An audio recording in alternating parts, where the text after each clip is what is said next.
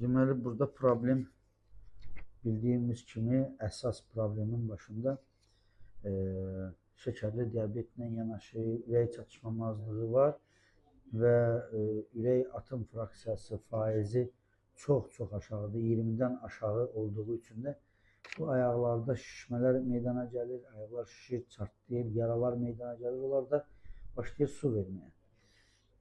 Yəni, bunun olmamasını aradan qaldırmaq, tam olaraq aradan qaldırmaq mümkün deyil, amma mümkün olması gəlir ki, ürək dəyişilsin ki, o aradan çıxsın. Amma bununla yanaşı, yəni o ürəklə biz ancaq müalicələr yaza bilərik, müalicələr oluna bilər.